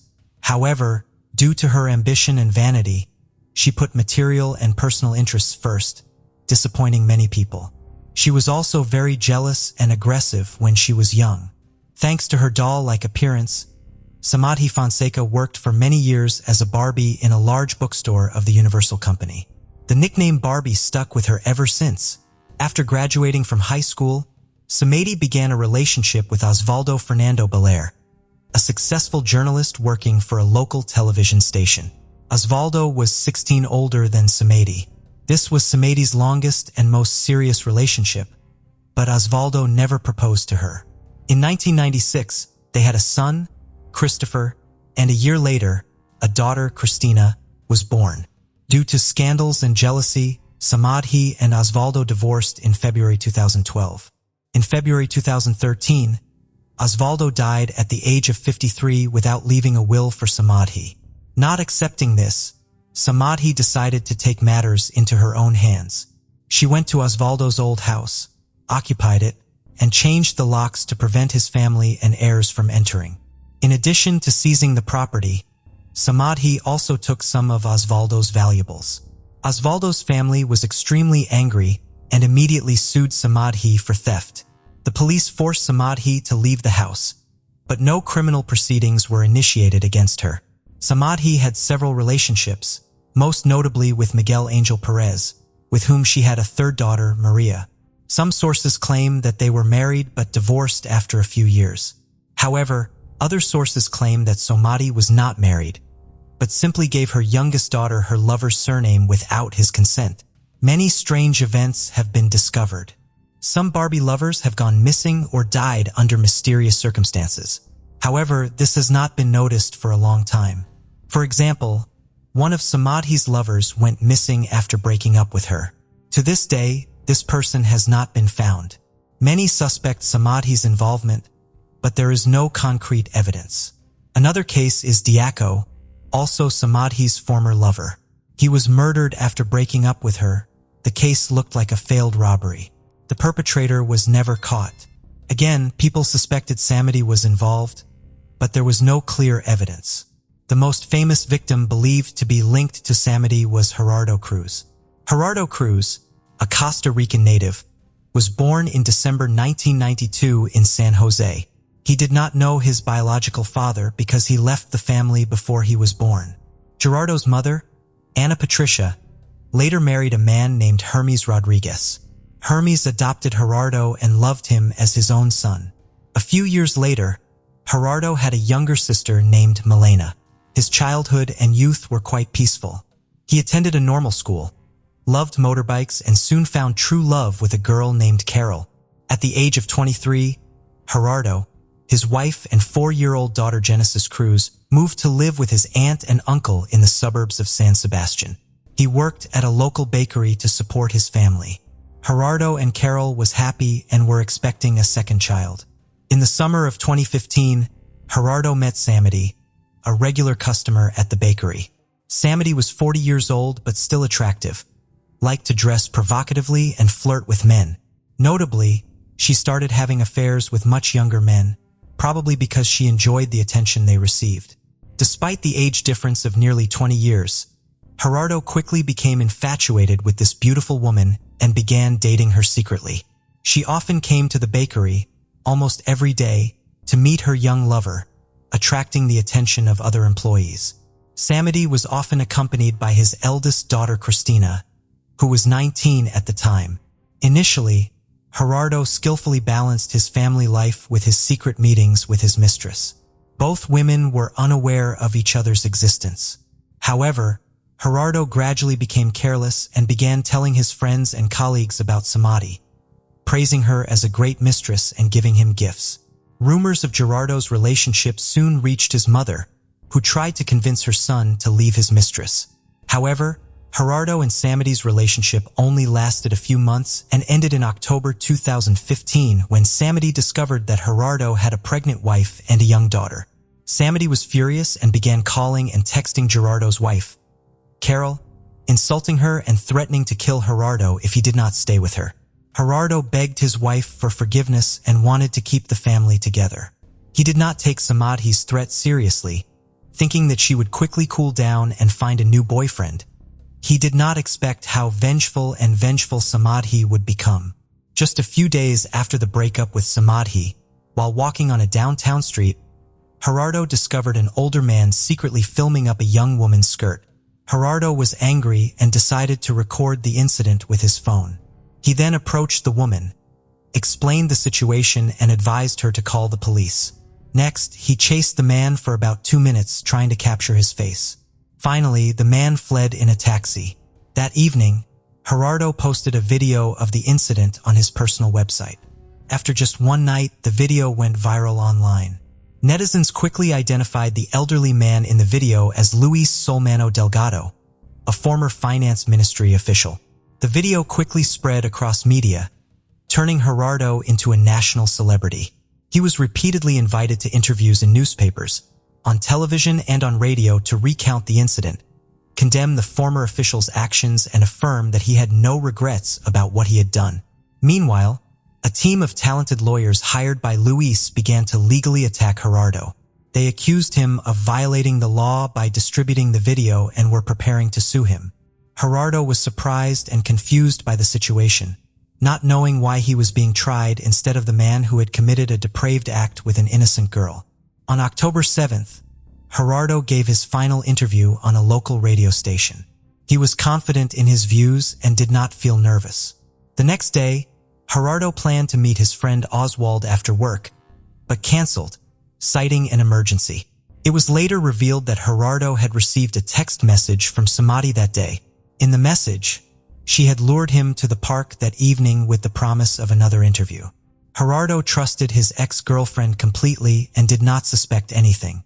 After work, he went to the meeting place, but instead of meeting the journalist, he was attacked by two strange men. They robbed him of his bag, beat him and stabbed him several times in the chest and stomach before running away. Before losing consciousness, Gerardo called his friend to tell him the news. The friend immediately called the police and an ambulance. Thanks to timely treatment, Gerardo was taken to the hospital. Doctors tried to save his life for 42 days. During this time, Gerardo underwent many surgeries, but ultimately did not survive. On November 19th, Gerardo passed away in the intensive care unit. Since Gerardo had just become famous before the tragedy, the news of his condition attracted national attention and was not exaggerated. Gerardo's family gave interviews, asking people to pray for his recovery. They did not understand why someone would attack Gerardo. Many people attended the funeral to express their condolences to the family.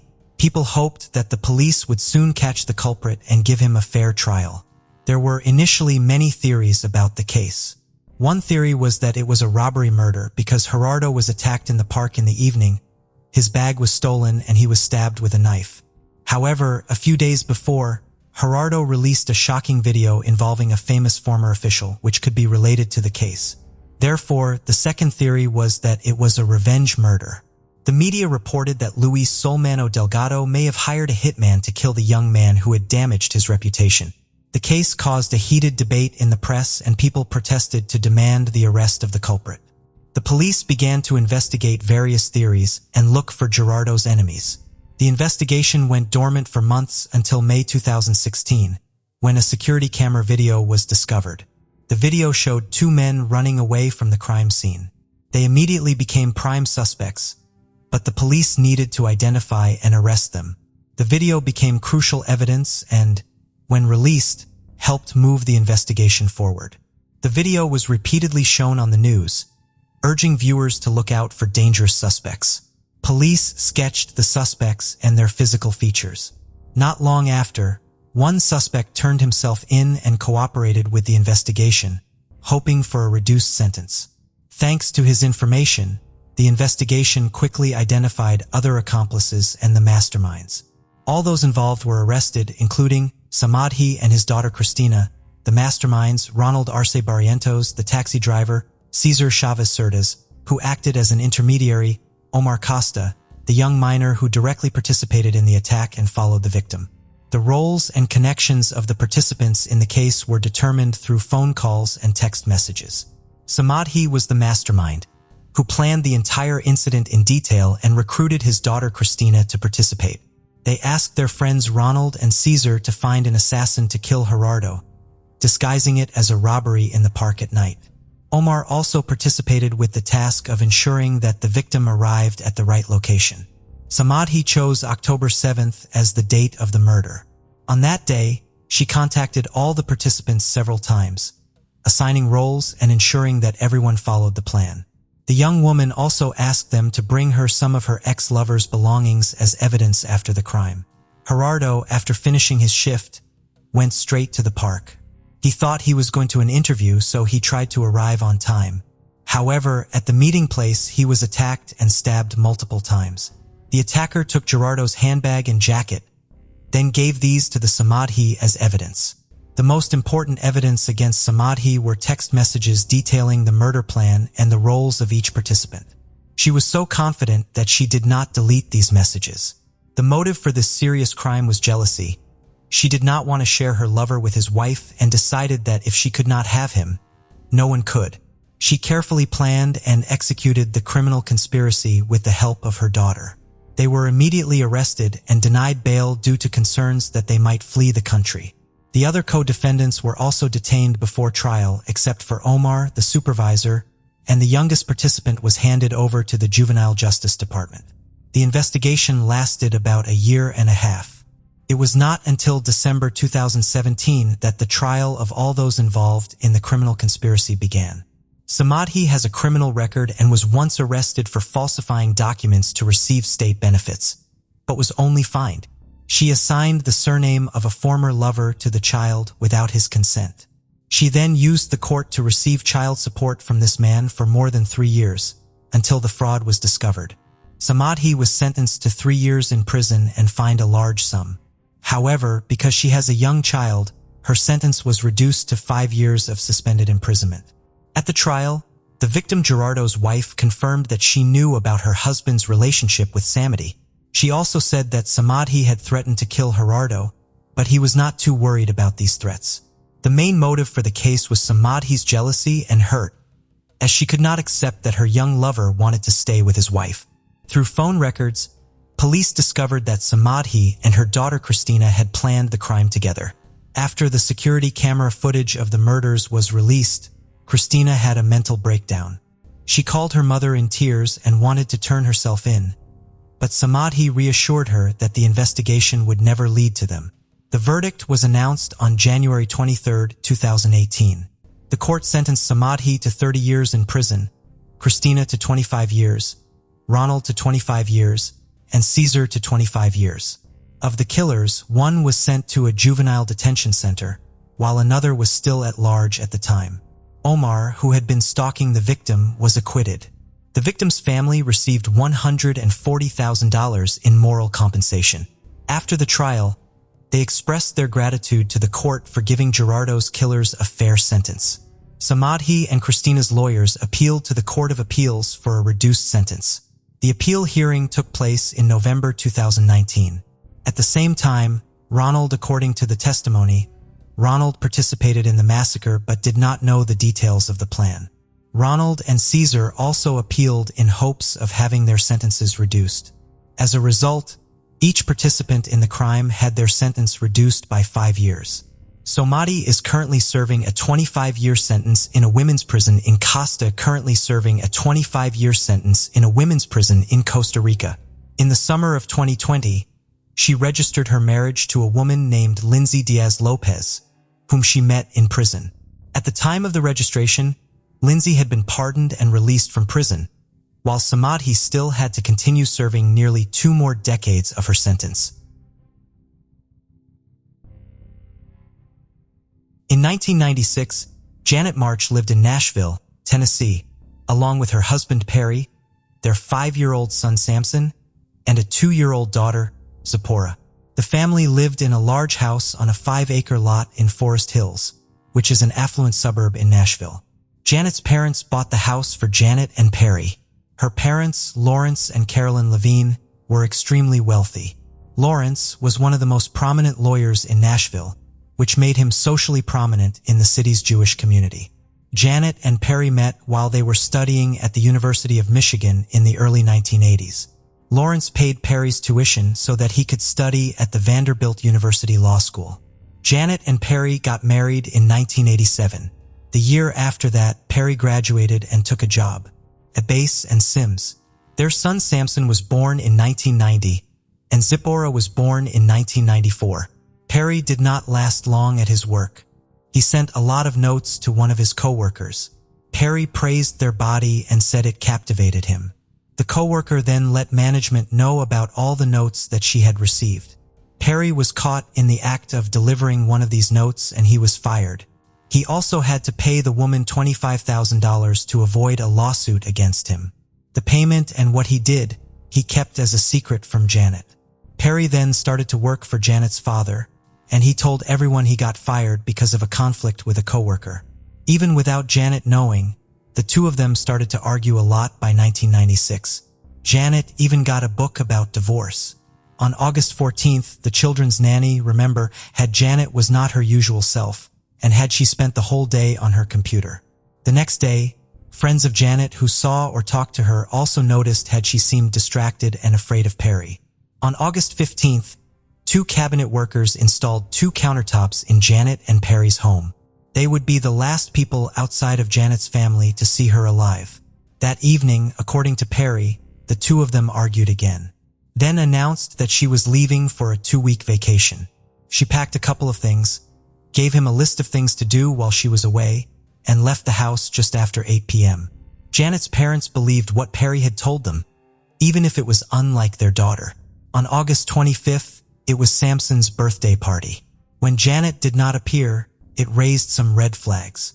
On August 29th, Janet's parents finally notified the Metropolitan Nashville Police Department that Janet was missing.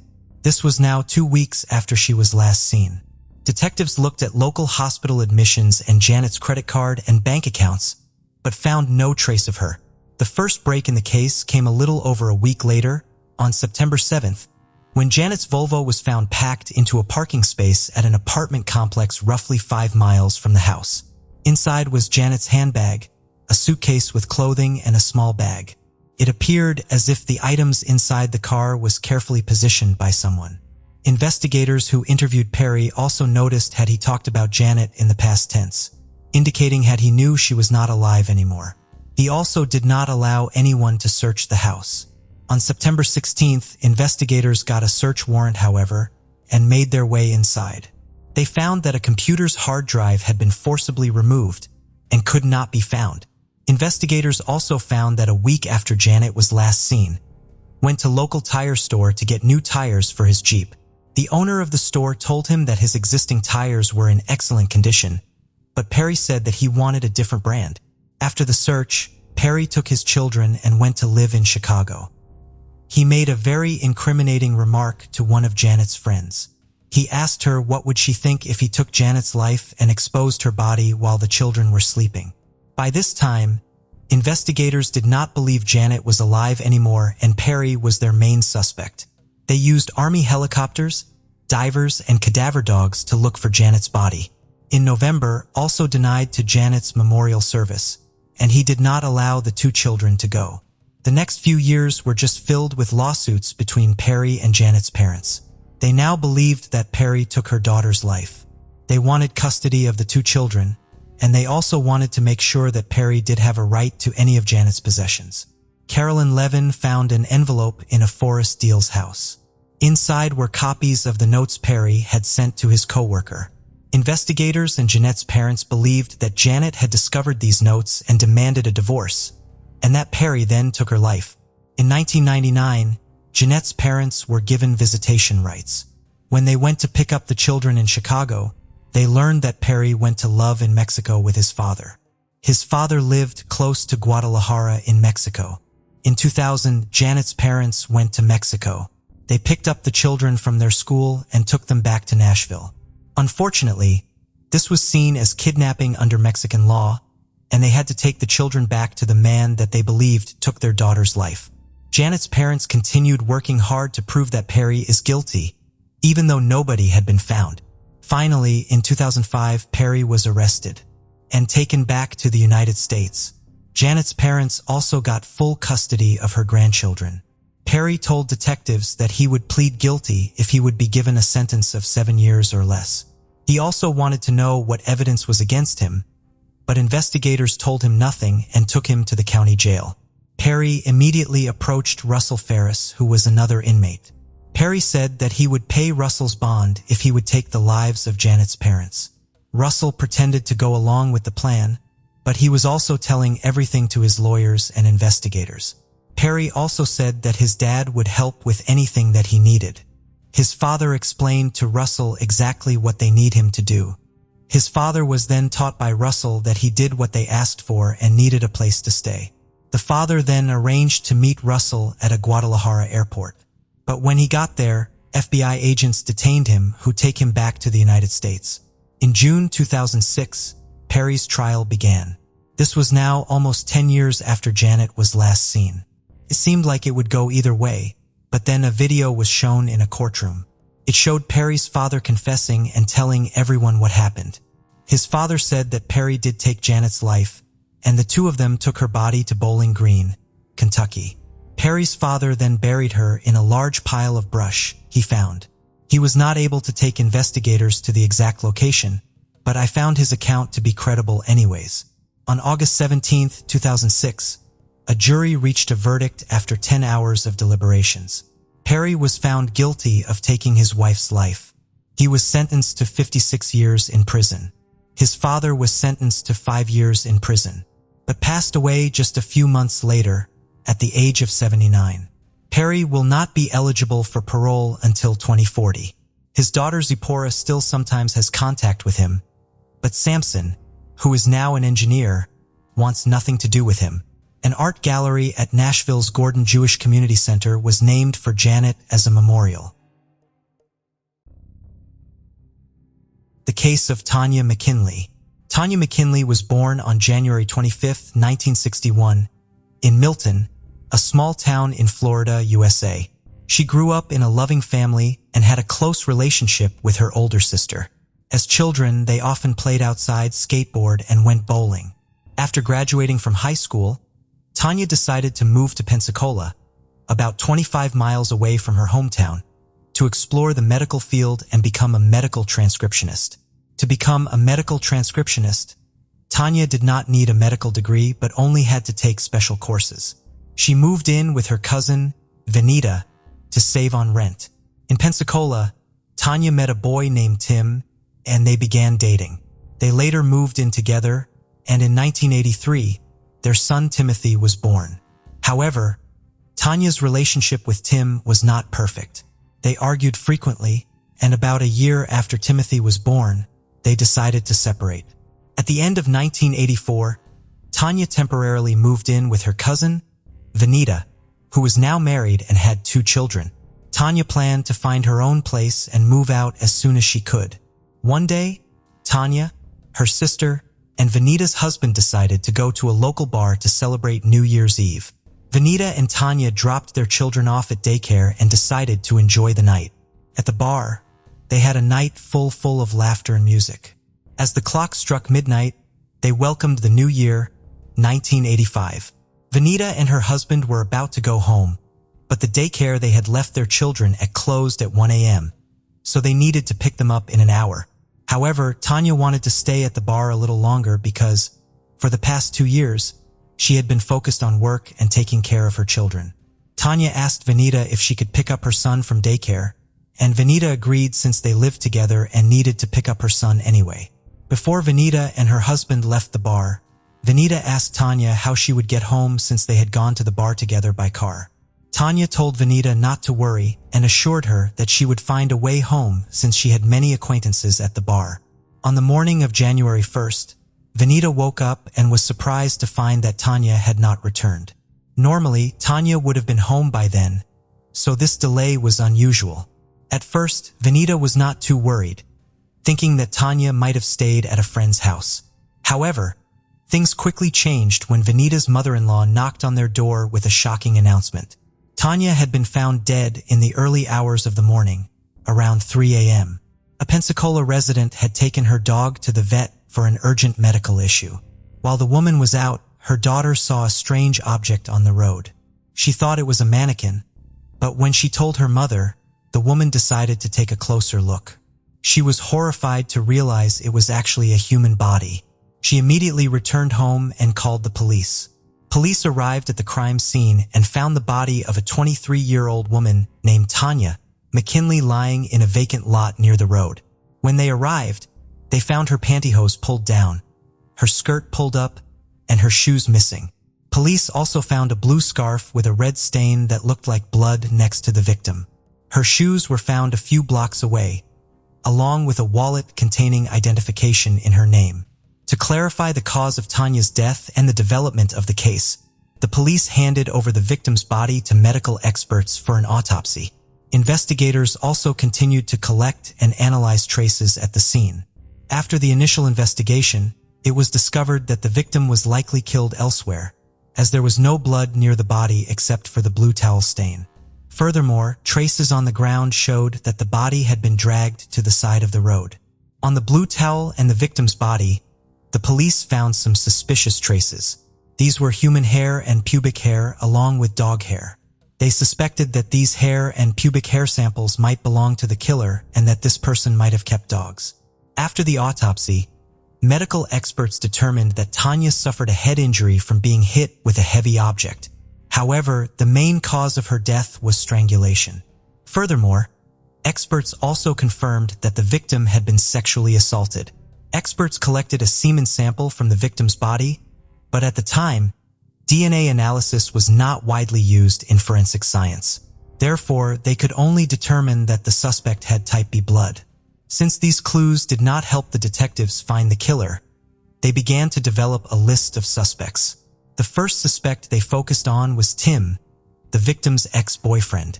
Through talking to Tanya's relatives and friends, the police discovered problems in the relationship between Tanya and Tim, as well as constant arguments both before and after the birth of their son. When Tanya decided to break up, Tim objected and continued to try to convince her to come back. Tim kept calling Tanya, visiting her, and acting as if he could not accept the breakup. The police suspected that Tim may have followed Tanya to the bar on New Year's Eve, leading to a confrontation that ended in murder. They questioned Tim, but he denied any involvement. Tim also agreed to provide a hair sample for comparison.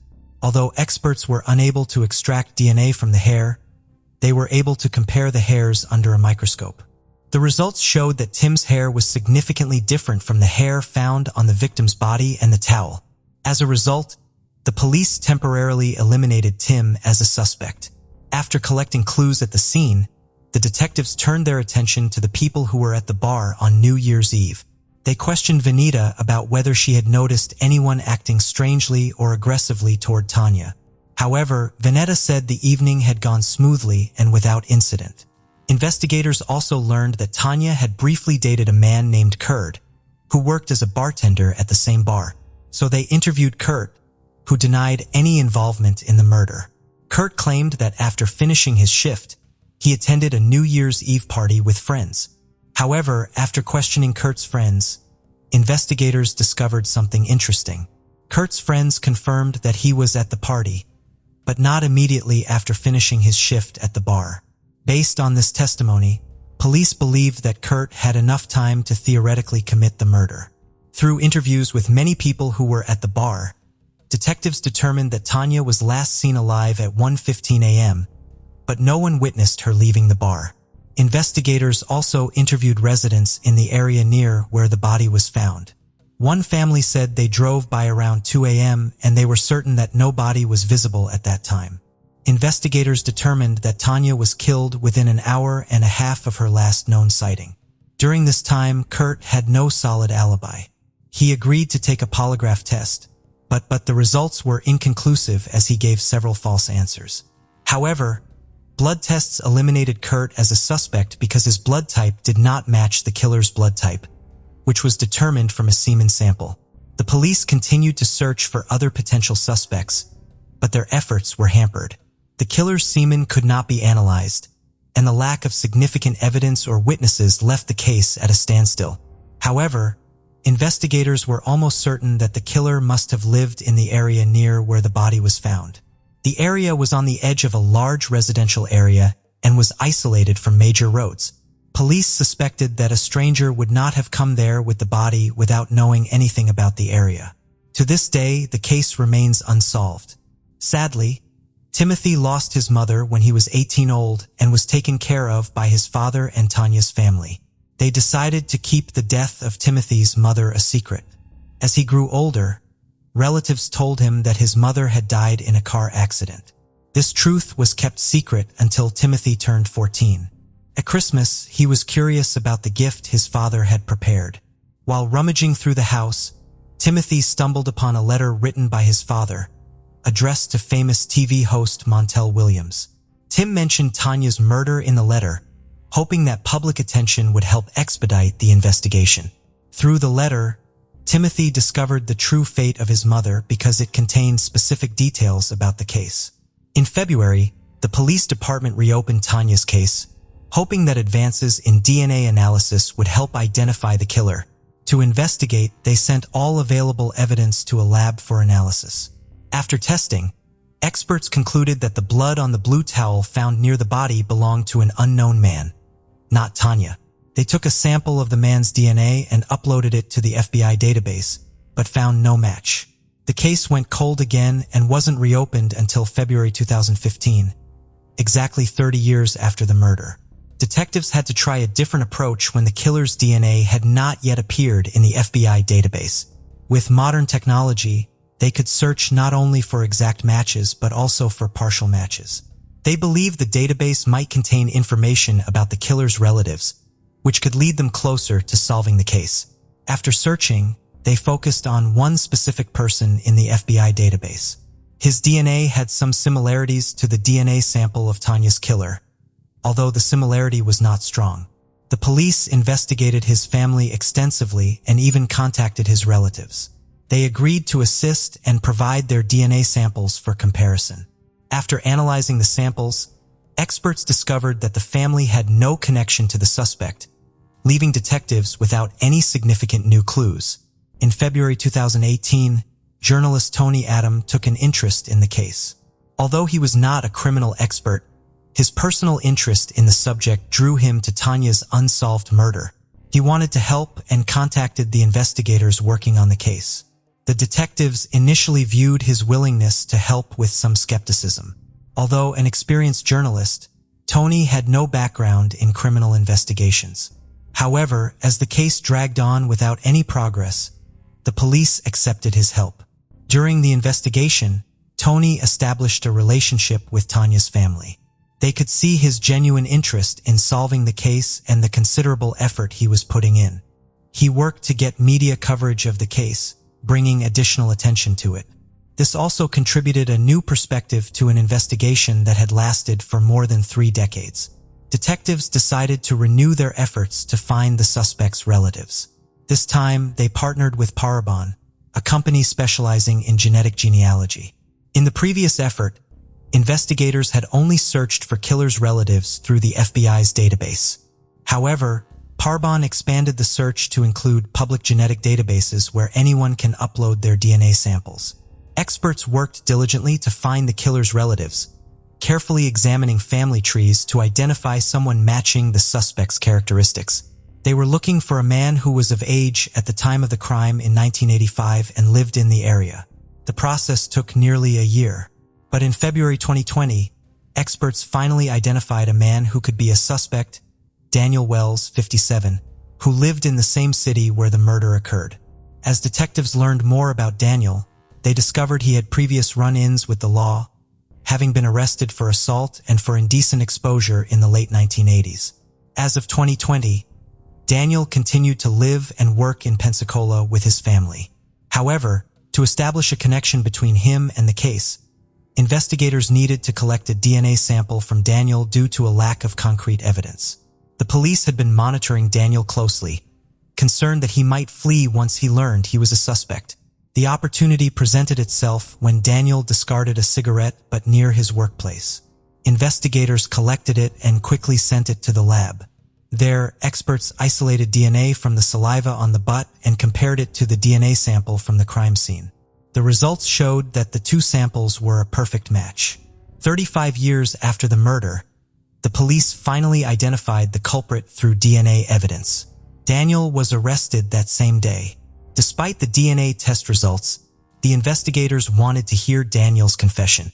They planned to conduct the interrogation carefully, not revealing all the evidence at once. The investigators deliberately withheld information to encourage honesty during Daniel's interrogation. They gradually shifted the conversation to Tanya's murder and asked about Daniel's whereabouts on the night of the crime. At first, he denied ever knowing Tanya. The detectives then revealed that they had found his DNA at the crime scene. Although Daniel continued to deny everything, he appeared to become more nervous with each question. The detectives emphasized the importance of the DNA test results, making it impossible for him to avoid the questions. They told him that the only way to alleviate the situation was to confess. And it worked. Daniel began to tell his story.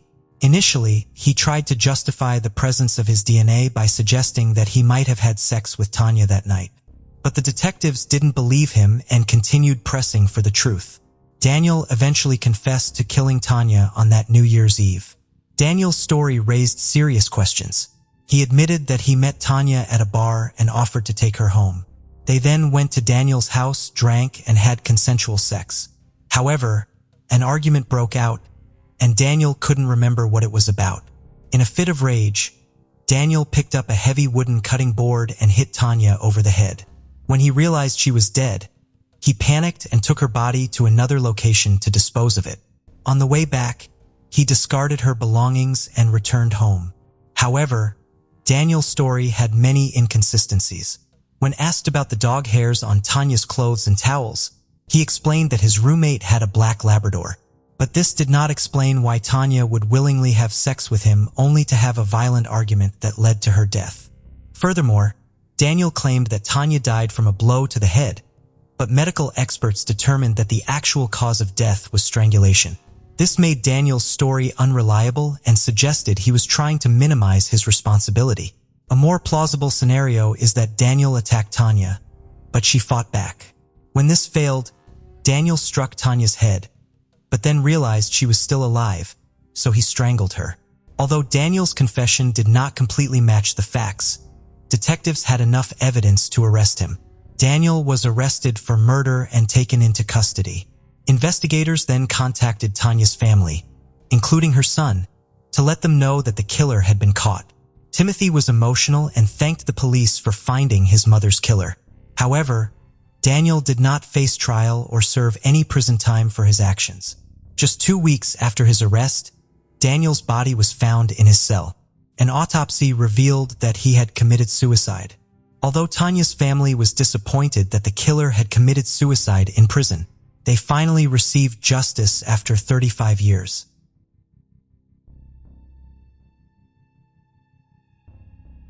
18-year-old Natalie and Holloway lived in Mountain Brook, Alabama. In May of 2005, she graduated from Mountain Brook High School. Natalie was a member of the National Honor Society and a school dance squad. The next year, she was scheduled to attend the University of Alabama on a full scholarship. On May 26, 2005, Natalie and 124 of her fellow graduates of Mountain Brook arrived in Uranjestad, Aruba for a 5-day unofficial graduation trip. 7 chaperones from the school went along, but as you can imagine, they were not able to track the whereabouts of all the students. Natalie was scheduled to fly back home on May 30, 2005, when she failed to appear for her flight. Her family was immediately worried. Her mother and her stepfather flew to Aruba by private jet to find out what was going on. In Natalie's hotel room, her bag and her passport were found, but no sign of her. Some of Natalie's classmates said they last saw her at 1:30 in the morning on May 30th. She was last seen leaving a nightclub called Carlos and Charlie's. Natalie lived in a car of 17-year-old Joran Vandersloot and 2 brothers, 21-year-old Deepak Kalpo and 18-year-old Satish Kalpo. Natalie's parents and 2 Aruban policemen then went to Joran's home to look for Natalie. He initially denied knowing Natalie, but quickly changed his story. He said that they took Natalie to the California lighthouse area of Arashur Beach because she wanted to see sharks. They then dropped her off at 2 a.m. at her hotel. Joran claims had Natalie fell down as she climbed out of the car as she was very drunk. Joran also claims as they were driving away, Natalie was approached by a dark man in a black top, similar to those used by security guards. Joran's story was corroborated by Deepak, who was also in the house. It is not known if the story is true, however, as Natalie was not seen on the nighttime surveillance camera footage of the hotel lobby. It was possible for Natalie to reach her hotel room without using the hotel lobby, so it cannot be determined if she made it back to the hotel that evening or not.